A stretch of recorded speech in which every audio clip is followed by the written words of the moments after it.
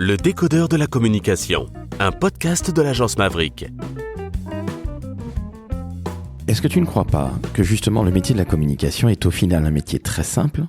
Qui sommes-nous? Qui va prendre la parole? L'organisation, public, privé, peu importe. À qui nous adressons-nous?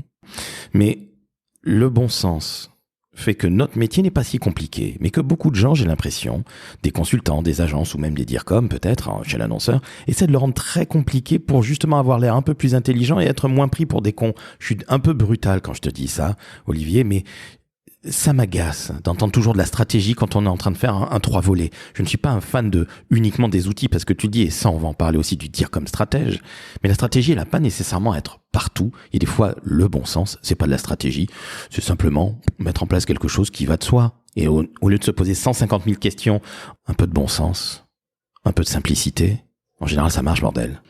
Ouais, mais ça devrait être le rôle premier du communicant, qui en cela est assez proche de celui du journaliste, c'est-à-dire observer, comprendre, recouper, relier les points, décrypter et décrypter à la lumière de ce que fait l'entreprise, de ce qu'est l'entreprise, qu'est-ce que ça signifie pour elle. Est-ce qu'il y a nécessité de prendre la parole sur un sujet ou pas? Qu'est-ce qu'on peut améliorer? Qu'est-ce qu'on peut mieux faire comprendre? C'est tout. Après une fois on est capable de répondre à ces questions, effectivement, on va mettre en place une stratégie ou juste un dispositif qui vise à améliorer les choses. Avec, n'oublions pas un truc, parce que ça aussi on le perd de vue malheureusement trop souvent, avec un sens de l'écoute active. C'est-à-dire, il s'agit d'écouter les parties prenantes et pas d'être juste dans, je crois que c'est Woody Allen qui disait, on écoute, mais on écoute surtout pour répondre. Et on oublie qu'on nous dit des choses. Alors, toutes ne sont pas valables, toutes ne sont pas entendables, forcément, mais il y a quand même dans le lot des choses à remonter. La communication... je suis pas le premier à le dire, mais la racine latine, c'est partager ensemble, mettre en commun. Ça dit bien ce que ça veut dire, c'est-à-dire qu'on est dans une altérité, dans un effet bilatéral et pas juste un truc descendant, ça y est, j'arrose mes parties prenantes, maintenant ils ont compris. Non, faut les écouter et nourrir sa propre communication de ce que les gens disent. Pas forcément pour aller dans le sens, dans leur caresser dans le sens du poil, mais voilà, de pas être dans sa bulle et d'émettre des messages en se disant ça y est, c'est réglé, problème suivant. On est bien d'accord, toi et moi.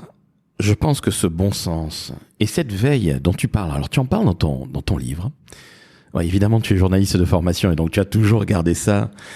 C'est pas du tout un truc qui, moi, m'intéresse la veille. Je suis en écoute, évidemment, en écoute active, qui puise en bon frangin que je suis. J'essaie d'écouter 2 fois plus que je ne parle. C'est ce qui arrive chez nous les francs-maçons. Oui, je l'ai dit, mon Dieu, quelle horreur. Bref. Trêve de plaisanterie. Je reviens à ça. Tu parles de la veille. Et c'est vrai que ça faisait fort longtemps que j'avais pas entendu parler de veille, de vraie veille, hein, pas prendre un abonnement à un site internet à la con où globalement on va avoir une tonne de trucs et on va mettre ça sur Notion, tu vois, c'est si cool Notion. Non, la vraie veille, c'est fondamental dans notre métier. Ah bah, c'est fondamental et en plus, on a la chance aujourd'hui de disposer d'outils nettement plus puissants que ce qu'on pouvait avoir il y a 20 ans. J'ai fait beaucoup de communication de crise, autant dire qu'en crise ou même en préparation d'une crise, la veille est indispensable. Avant, la veille, on ne pouvait la faire que sur le terrain. Alors je dis pas qu'il faut plus la faire sur le terrain, hein, loin de là. Au contraire, le terrain reste un terrain privilégié pour la veille. Mais on peut la complémenter avec tout un tas d'outils numériques où on peut analyser les réseaux sociaux, on peut analyser tout ce qui se publie sur Internet de manière très rapide, très synthétique. On peut même après appliquer des techniques que la business intelligence applique aussi pour aller plus loin, creuser plus loin. Bref, on a des outils vraiment ultra puissants. Et pourtant, peu d'entreprises sont dans cet état de veille.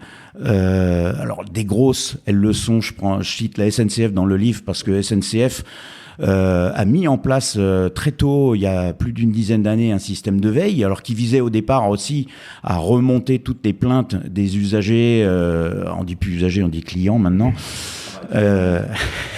mais bon, on reste des usagers qui remontaient parce qu'il y avait une grève, parce qu'il y avait un incident technique, parce qu'il y avait 1000 et une trucs qui font que ça circulait plus. et ça permettait de traiter en live. Bon, c'était une très bonne démarche.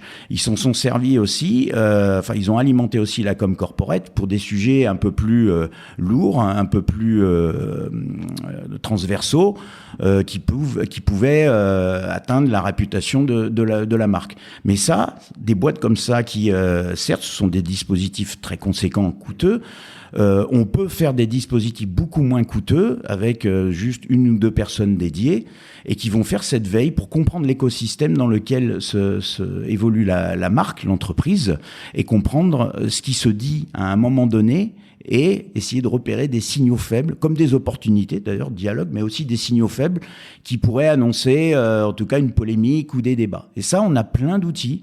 Et pourtant, la veille, on ne s'en sert que lorsque ça a explosé. Alors là, ça y est, faut tout comprendre, faut tout cartographier, mais c'est avant qu'il faut faire ça.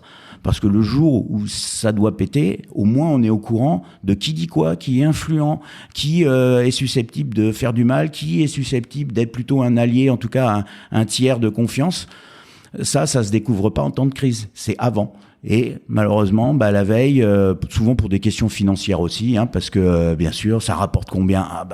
Ça se chiffre pas comme une campagne de pub. Malheureusement, j'aimerais bien, mais faut toujours tanner le financier pour qu'il nous accorde le budget. Est-ce que tu crois pas qu'on est dans un monde qui est finalement perpétuellement en crise ? Tu disais la défiance pour tout et rien, se méfie de tout.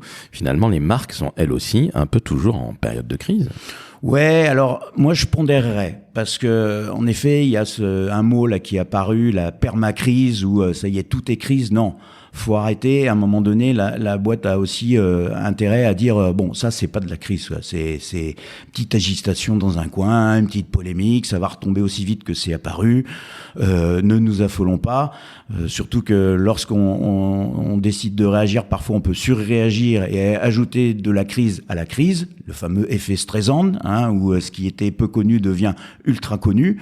Donc non, faut savoir serrer et établir des priorités. Qu'est-ce qui est réellement, effectivement, potentiellement grave et qui peut constituer une crise, de toutes les petites agitations spontanées de micro-acteurs qui font croire qu'ils sont super influents parce qu'ils font du bruit. Voilà. Et ça aussi, la veille permet d'avoir ce côté, ce calibrage et de comprendre, de se dire, bon, là, c'est 4-5 agités dans leur coin. On va les laisser parler. De toute façon, ça retombera. On va juste observer et point barre. Et voilà. Et ça évite d'être en mode parano, parce qu'après, tout peut très vite être interprété comme une crise potentielle et on va finir par avoir peur de son ombre. On va parler du courage. Mais pas tout de suite, on le gardera pour la fin parce que ça, c'est vraiment mon cheval de bataille. Le courage dans la vie, mais aussi dans nos métiers de communication. Mais je voudrais qu'on parle de tout ce qui est responsabilité. Greenwashing, on en a suffisamment bouffé, versus communication responsable. Je crois que les réseaux sociaux sont des choses qui sont extrêmement polluantes à tous les niveaux. Je rentre par le petit bout de la lorgnette vis-à-vis de la responsabilité des entreprises, et ce, très volontairement. J'ai entendu dire que Dalkia, il y a à peu près 1 an ou 1 an et demi, avait décidé de zapper toutes les vieilles vidéos qu'ils avaient sur leur chaîne YouTube parce que ça polluait. Bon, Dalkia, ils sont dans l'énergie, ça me paraît extrêmement brillant de leur part. Est-ce que tu ne crois pas que la com responsable commence par des tout petits gestes et puis des choses beaucoup plus complexes ? Olivier, parle-nous-en, parce que tu as justement beaucoup théorisé là-dessus. C'est absolument passionnant. On est malheureusement toujours d'accord, toi et moi, c'est ce qu'on se disait. Alors, Antoine, on est d'accord à 100% sur ton dernier opus. Mais la com responsable, c'est justement pas qu'un coup de com. Faut arrêter de dire qu'on est tout le temps responsable pour tout et rien. On peut pas être responsable de tout dans la vie, en premier lieu. Est-ce que tu peux nous en parler, s'il te plaît ? Parce que c'est absolument passionnant. Ouais, alors là, comme responsable, c'est effectivement le nouveau champ qui s'est ouvert il y a déjà maintenant 3-4 ans, du fait du bouleversement climatique, des enjeux environnementaux et de comment la com peut contribuer à son niveau aussi à apporter son écho. Il y a 2 niveaux pour moi. Il y a d'abord tout ce qui est dans la conception même des outils. On parlait du digital, mais il n'y a pas que l'événementiel qui fait des stands qui vont durer 3 jours et qui après vont finir à la benne et voilà, et on aura gâché encore du bois, du papier, etc. Donc ça, c'est l'éco-conception. Dans le guide de l'ADEME, d'ailleurs, le guide de la communication responsable, c'est une bible, mais je conseille ce guide parce que il est très bien fait. Il y a toutes les astuces possibles et imaginables qui font que voilà, ça aide un communicant à mieux penser et à son impact carbone, son impact écologique. Donc voilà, mais ça c'est pas que du ressort de la com, c'est, je dirais, tous, autant qu'on est, on essaie d'améliorer. Et voilà, les petites gouttes, par essence, font les rivières, et les rivières font les grands fleuves. Et ensuite, il y a un deuxième niveau de responsabilité qui est sans doute moins palpable, mais tout aussi essentiel. Quand on dit communication responsable, c'est faire de la communication qui n'induit pas en erreur, qui n'introduit pas des perceptions biaisées. Alors il y a le greenwashing, effectivement, qui est parmi ce qui se fait de pire et qui continue d'être pratiqué. Alors même si aujourd'hui c'est un poil plus habile parce que l'esprit critique de l'opinion est un peu plus pointu, donc on décode un peu mieux, mais malheureusement ça continue à se pratiquer. L'Union européenne d'ailleurs a pas mal régulé ces derniers temps là-dessus, sur les appellations par exemple neutres en carbone. Ça maintenant on n'utilise plus parce que ça veut tout et rien dire. Bon, on voit bien que là la propension à tout de suite s'arroger des qualificatifs qui vont nous verdir et nous rendre plus acceptables, malheureusement, et ça, la responsabilité du communicant, elle est énorme. Il doit être capable de dire et de convaincre son organisation que non, on ne joue pas ce jeu-là. Autant dire clairement les choses. Là, on est bon. Là, on est moins bon. Là, on n'est pas bon. Et sur le pas bon, moins bon, voilà ce qu'on fait. Voilà la feuille de route. Ça va prendre encore un peu de temps parce qu'on ne change pas les choses en une nuit ou en une semaine. Mais on dit franchement les choses plutôt que d'essayer de verdir, d'arrondir les choses. Et ça, cette communication responsable, malheureusement, il y a encore des acteurs qui en ont rien à faire, qui vont sur des choses qui ne sont même pas éthiques. Il y a le dévoiement de Wikipédia, par exemple, où on va rédiger des pages hagiographiques sur une marque ou une entreprise, ou alors on va caviarder des passages qui ont été ajoutés mais qui nous plaisent pas. Ça, c'est pas de la communication responsable. Il y a créé des armées numériques sur les réseaux sociaux pour aller polluer la réputation. Ça a été fait par un grand club de foot. Malheureusement, c'est mon préféré, mais là-dessus, je les suis pas. Le PSG, pour ceux qui se demandent, ces armées numériques qui visaient à démonter tous les gens qui critiquaient sur les réseaux le club. Ce sont des techniques pour moi de barbouze, c'est pas de la communication responsable. Et il y a plein d'autres techniques encore. Et ça, il faut qu'on commence aussi par nettoyer devant notre porte. Peut-être que ça passe par une déontologie plus contraignante, à l'instar de ce qui existe déjà pour les journalistes. On pourrait très bien avoir ça. Il y a quelqu'un qui, parce que je vais le citer, parce que c'est vraiment lui qui a lancé le débat, Gildas Bonnel, le président de l'agence CIDIES, qui est justement une des agences spécialisées en com environnementale et responsable, et qui avait fait un édito dans Stratégie sur la déontologie, justement, et la nécessité d'en avoir probablement une un peu plus exigeante, un peu plus contraignante. Mais attends, excuse-moi, mais est-ce que dans la communication, on a une déontologie, très honnêtement ? Il n'y a pas vraiment de code aujourd'hui, il y a des embryons d'initiatives. L'Association nationale des communicants, ex-Comment, a fait des choses dans ce domaine. Entreprises et médias, il y a eu des choses qui ont été publiées, et bizarrement d'ailleurs, elles sont plus présentes sur le site quand j'ai été consulté. C'est étonnant parce qu'on est vraiment dans le sujet.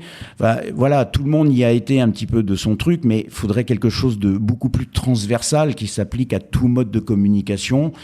Que ce soit produit et corporate, et que ce soit peut-être même inscrit dans une loi, enfin quelque chose qui soit vraiment beaucoup plus rude à contourner et sans être dans la sanction immédiate, mais qui puisse aussi appeler certaines sanctions, comme on a avec l'ordre des médecins, comme on a avec l'ordre des avocats. Je sais que là-dessus, je vais pas m'attirer des sympathies parce que il y a beaucoup de gens qui aiment bien un côté beaucoup plus laxiste ou libéral, comme on veut, mais c'est nécessaire parce que il y a encore trop de dévoiement et ça tue notre métier, parce qu'après généralement on retient ces conneries comme étant celles de tous ceux qui font de la communication. Or c'est pas vrai, c'est pas parce qu'il y a 2-5% qui flirtent avec les lignes en permanence ou les dépassent que ça doit polluer toute la réputation des autres. Mais ça passe par aussi se prendre en main et un vrai nettoyage au sein de notre profession.